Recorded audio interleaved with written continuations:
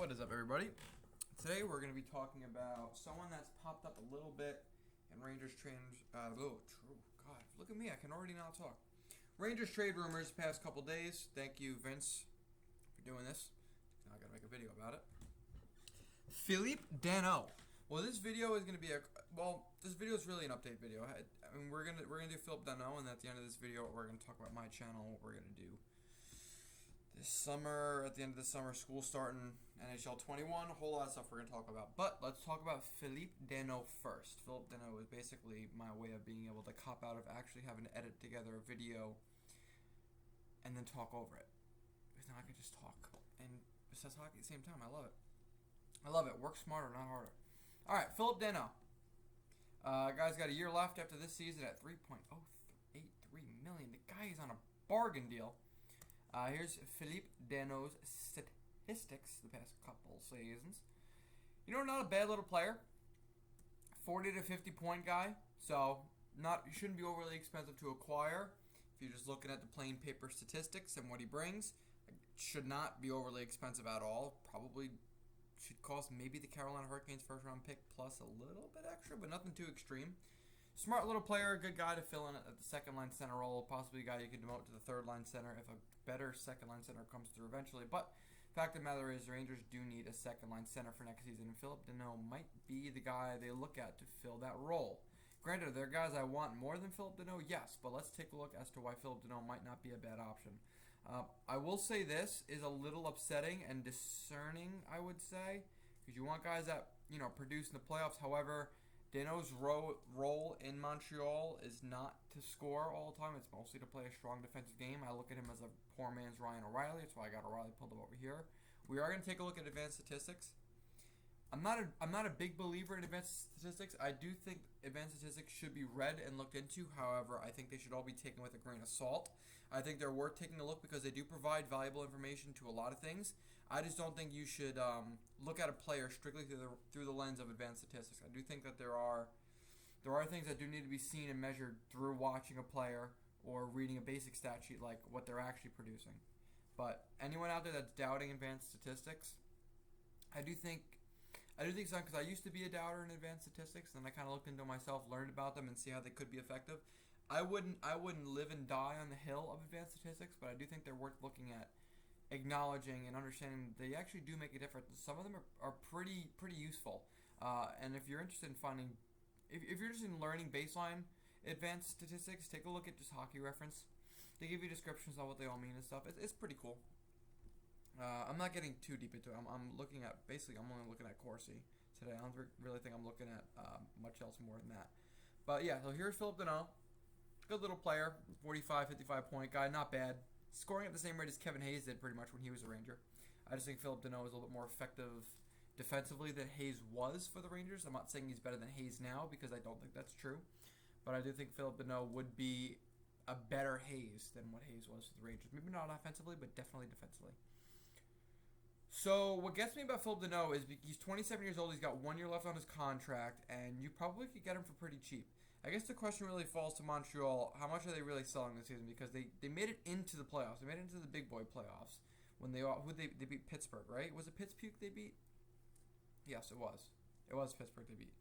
So they knocked off Pittsburgh, they got into the qualifying round, and in the first round of the playoffs, they actually took Philly to 6 games, and Philly was probably the favorite. At least Philly was my favorite to go all the way this playoff. So it was kind of surprising that an underdog team like Montreal took on the big beasts of Philly and took them to 6 games. Pretty impressive. They beat them twice in the playoffs. So here's Phillip Danault's advanced statistics. So let's take a look at Ryan O'Reilly. Danault. O'Reilly. Danault. So, Phillip Danault, first and foremost, what I want to look at is this, because something the Rangers lack severely. I think they were 28th in the NHL in this statistic, is face-off percentage. Phillip Danault is a consistent, at least the last 5 years, he's over 50% in the face-off dot, which is friggin' huge. This past year, 54.5%. I don't think there was a single Ranger that was taking face-offs at a rate higher than 50% this season. I really don't think there was. So you got a face-off guy, which is something we need. If you compare that to Ryan O'Reilly, yeah, obviously is better, but by 2 percentage points this season. Now, the one thing that I really look for in a player, and I think is very important, is giveaways and takeaways. And unfortunately, in the case of Phillip Danault, the thing that worries me is his giveaways and takeaways is not very pleasing at all. He actually has more giveaways than he has takeaways. Normally, in a two-way player, you'd look for a lot of takeaways at a low amount of giveaways. I do think a lot of Phillip Danault. Look at his junior statistics, right? A second. Sorry. Lit up the queue. Definitely a scoring forward. I think he transitioned well into a two-way forward in the NHL, but I definitely think he was a scorer at some point, and some of that still shows. I do think Phillip Danault should kind of embrace a two-way style a little bit more and get those giveaways down and get up those takeaways. Like, I look at a guy like Ryan O'Reilly. Ryan O'Reilly is just about the perfect two-way forward. Him and Sean Couturier. As a matter of fact, Couturier. Why is wife one of the options that come up? Does he even have a wife? Why is that? I don't give a shit. So, yeah, just look at giveaways and takeaways, right? Well, actually, Sean Couturier maybe isn't that great of an example. Okay, so we won't acknowledge that one. We're going to acknowledge this one, just Ryan O'Reilly, because O'Reilly's better than Couturier. Look at Ryan O'Reilly's giveaways and takeaways. Takeaways, I think, every single year in his career, almost doubled takeaways to giveaways. Almost doubled the amount of takeaways he had in the giveaways.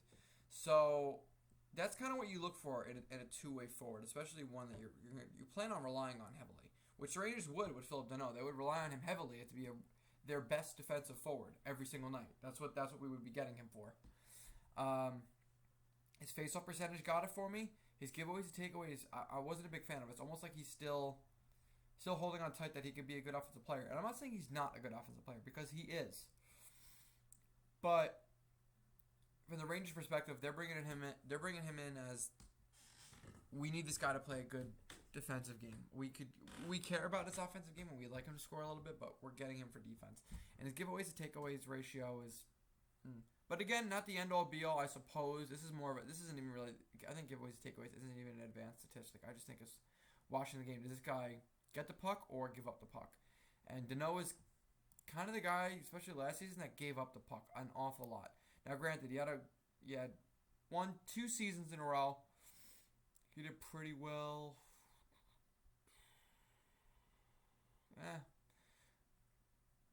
I'll give him the benefit of the doubt on that one. I'm a little skeptical of it, but I'm going to give him the benefit of the doubt. Now, this is the one I kind of want to look at more so, right?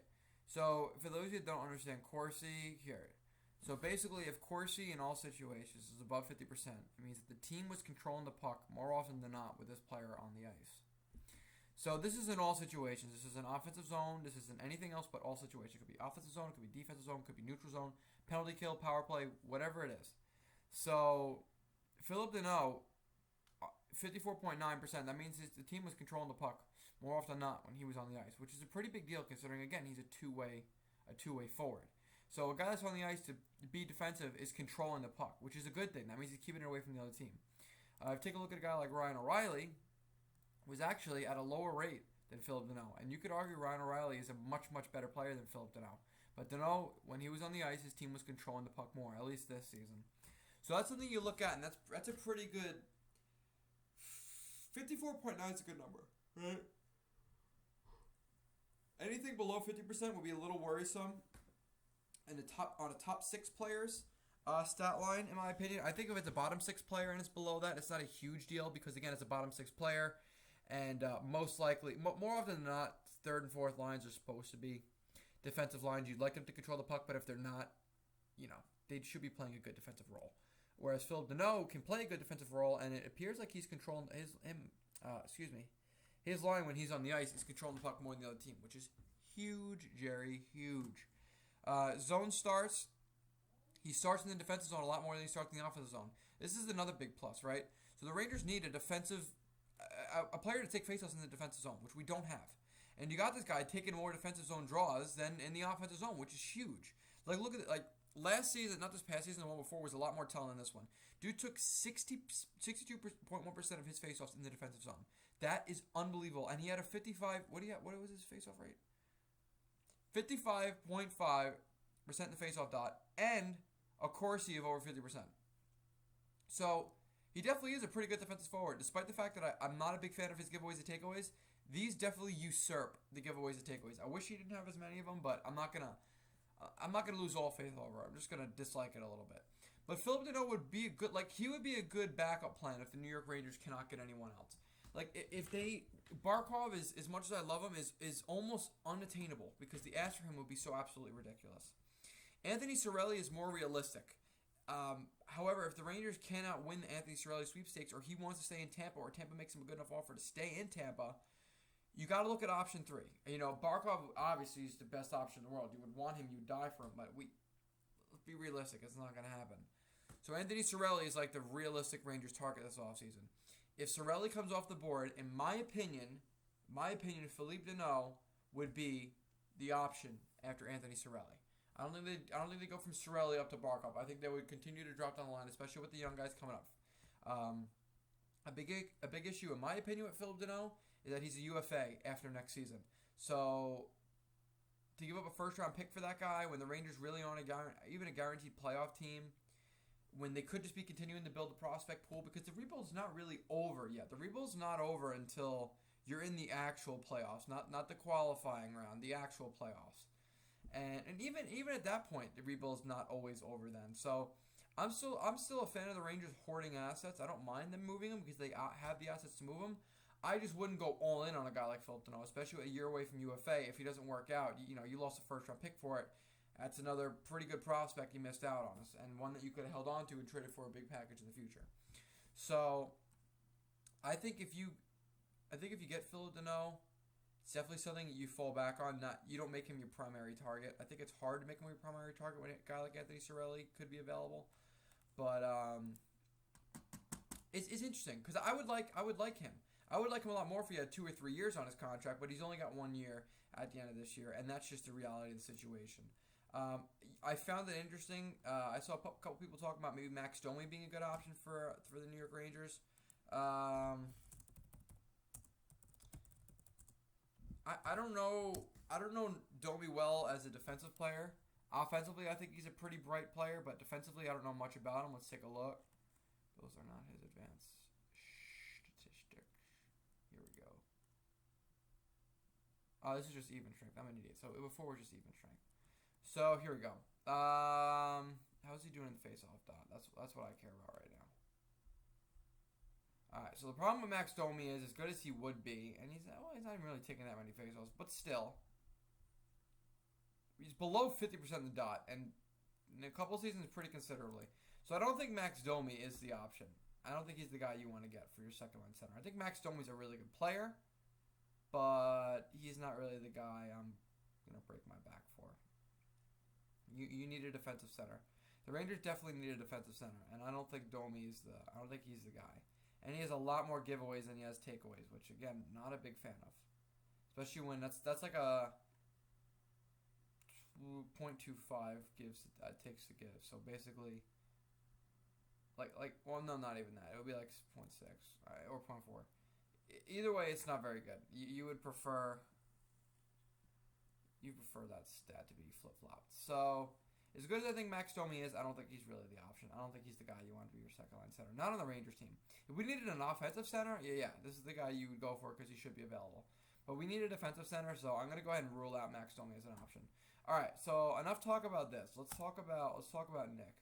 So let's talk about this channel, guys. Obviously, comment down below your thoughts on the Phillip Danault thing, but let's talk about Nick and what's going to be the future of this channel, because I want you guys to comment on this. So I got my Elgato up and running again. I did a few test runs. I did a couple mic checks. I was actually able to. I'm not going to post it. It was just a test run, like I said. I was able to record me playing NHL 20. Audio sounded great. Came through the TV just fine. It wasn't interfering with the way I was talking. Played it through the computer. I might just turn off game volume, to be honest with you. But no matter. Basically, what I'm trying to say is I can start recording off my Xbox again. I got my OBS software working. I got my Elgato Game Capture HD60. I finally got that shit fucking working again. So I want to ask you guys, what do you want this channel to be? Because this channel used to be basically me just playing NHL, EA Sports NHL, and making Rangers reviews. And personally, I'd like to go back to that, especially with I got a lot going on with college right now. As a lot of you know, I'm pre-med. I'm getting ready for med school, and I'm also beginning EMT courses, probably starting within the next month or so.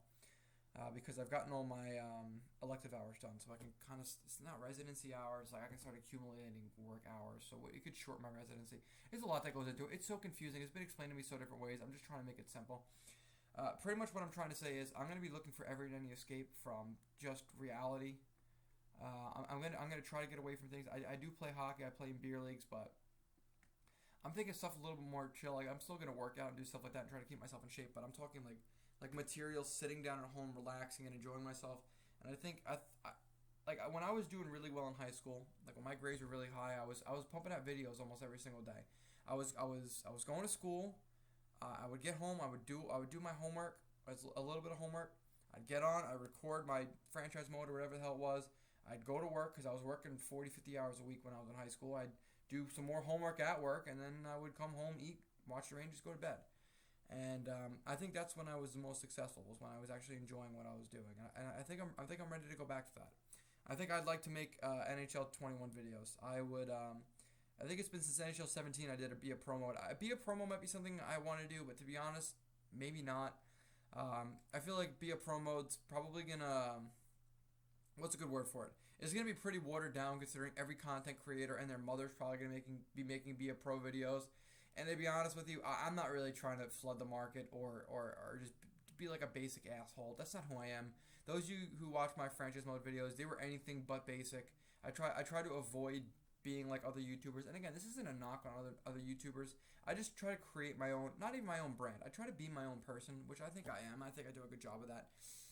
Like I don't do all the fancy editing. I don't stand in front of my camera. Like I'm just like, I look at it like this. I'm the same asshole as I'm an average Joe. I'm an idiot. I try to make videos about hockey. I don't get paid for this shit. Like I'm no smarter than the next guy. I'm no smarter than you. You're no smarter than me. I'm no smarter than this guy. Smarter than that guy. I just sit down. I like to talk about things. I like to record myself. I like to create conversations.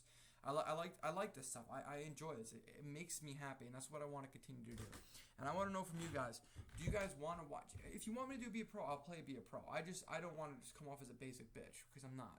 At least I don't think I am. I'm definitely gonna be doing a New York Rangers franchise mode. That's a given at this point. I'm definitely gonna do my super mega roster update. Again, as always, I should say this too. I never release franchise modes the day of release. I usually wait a few days. One, you got to get the roster update because guarantee you that Alexis Lafreniere probably will not be on the Rangers and other college kids. It probably won't be in the Wolfpack with Keandre Miller and shit like that. So I'm probably going to wait a week for the roster update, so I've got to create 1 million players. I'll do my super mega roster update once that happens after doing simulation, kind of getting a read on how the simulation works, scoring and all that shit, make sure everyone's... Yeah, I posted 4, 5, 6 hour videos in the past of me doing my roster update. I edit just about every single player in the NHL, almost every player in the AHL, almost every player in the CHL. I go pretty crazy with that. So I'll be posting that. We'll get the GM mode underway once I kind of get that all sorted because it's kind of, it makes it more unique too because a lot of YouTubers kind of use default rosters where I edit almost every single freaking player, which I will be doing again. I'll be creating players again too. That way we get guys like Kirill Kaprizov, guys that aren't signed NHL deals, guys in the NCAA, KHL, yada yada yada. So we'll be doing stuff like that. Well, I'd like to. Is that something you guys want to see? Do you guys want me to see me playing NHL again? Because I will. I've been playing a lot of Call of Duty. I could record myself or stream myself playing Call of Duty if you guys want to. I could stream me playing EASHL. I'm in 2 Div 1 EASHL clubs right now. My buddy just played Chell for the first time in his life, so he's got a Div 10 club. That would be pretty funny to record us playing that. Again, I could stream it, I could record it. I really don't care. It'll be a lot of fun either way, I think. You guys just gotta let me know what you want to see, because I'm not gonna post shit that no one's gonna watch. It would just be a waste of my time and a waste of your time. So if you guys want to watch it, comment. Like right now, besides everything I even just said, like if you guys have other ideas of shit you guys want to watch me play, I can go back to making horror videos. I could play, I plan on buying a VR set for myself. You guys want to watch me play VR horror games? I could do that. Interactive games. You guys name it, I'll play. I kind of want to get back into the swing of things on YouTube, and I want to be more than just a hockey channel. As much as I love talking Rangers, I am more than just the guy that watches the Rangers. I do have a lot more to myself than a Ranger fan, and a guy that likes to talk about the Rangers. So if you guys want to see more things, you guys got to comment down below and let me know, and I'll talk about them. I'll play them. Whatever you guys want, just comment, and you got it from me. I've been rambling for a while now. My brain's starting to get all smush all over the place. It happens when I talk too much. You guys got to comment down below. Let me know what you want to see, because I'm down to do anything. Hell, I'm down to start playing games again tomorrow. If you guys want me to upload video games tomorrow, I will. I will say this, though. I will not be playing NHL 20 franchise mode anymore this year. That will not be uploaded this year. NHL 21, fine. NHL 20, I am done with. I'll play ESHL. Will not play Hockey Ultimate Team. I won't play anything else. I will only play ESHL, and that is it. So for next year, NHL 21, yeah, all hands on deck. I'll do that.